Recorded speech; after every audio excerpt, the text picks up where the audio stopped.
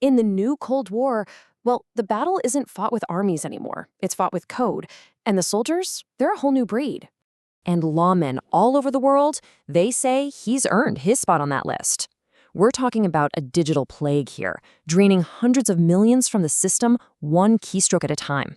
But see, back home, in the heart of Moscow, they've got another name for people like him. A name they wear like a crown. They call them the digital mobsters. All right, so listen close. You really got to understand, these aren't your grandfather's mobsters, hiding out in the shadows. No. These guys, they live right out in the blinding light.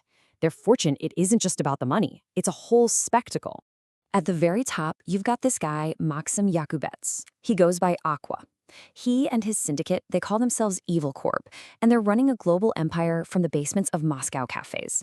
Then he climbs into a custom Lamborghini with a license plate that literally says VOR. That's thief in Russian. I mean, come on. It's not just a crime anymore. It's a statement. So you gotta ask yourself, how does one guy build an empire like that? Well, it was built on a single powerful weapon. Simple, but absolutely devastating. The weapon's name was Dridex. And look, this wasn't some digital crowbar for smashing down doors. No, this was more like a ghost key. A master key designed to quietly unlock pretty much any digital vault out there. And the way it worked was just insidious. It started with a simple email. You make one wrong click, and that's it. The ghost is inside your system. It didn't blow the doors off the bank. It just crept into your home, into your business, and stole the keys right off your digital desk. We're talking hundreds of banks in over 40 countries, a silent plague spreading everywhere. The official haul, at least $100 million. But let's be real, the true number, the actual damage done, it's probably so much higher. Nobody really knows for sure. Okay, but a heist of this size, this level of impunity, it requires more than just skill. You don't just walk away from that.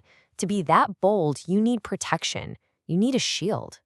And Yakubets, well, he found his shield right inside the family. His father-in-law, a man named Edward Bendersky. We're talking about a former spy master, a major player in the FSB. This connection basically made Evil Corp untouchable. But look, it wasn't just about protection. This was a full-blown partnership. It was a deal, right? Evil Corp became a kind of deniable cyber weapon for the state, hitting its enemies.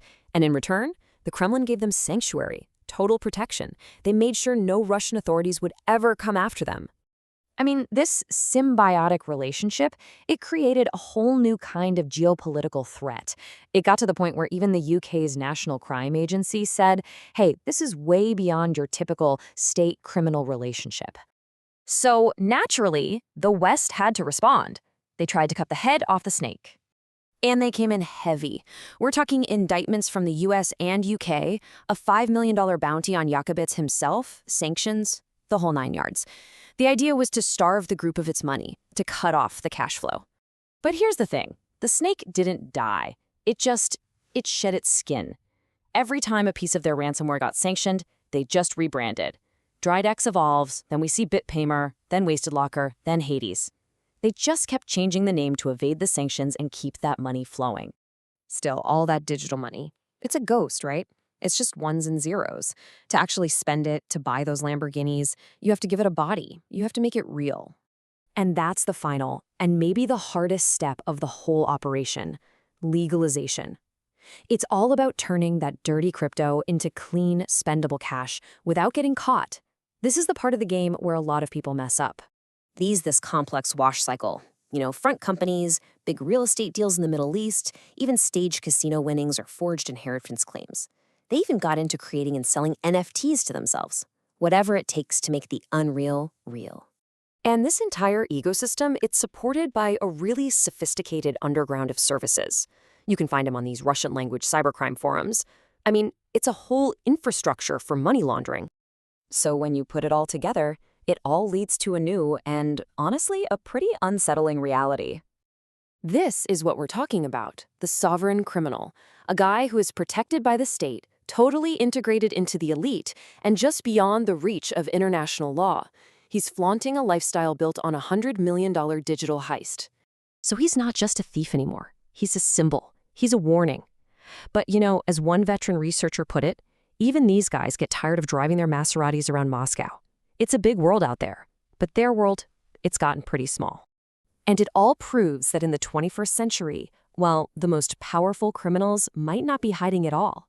It begs the question, in a world where code is a weapon and criminals are state assets, who is truly above the law?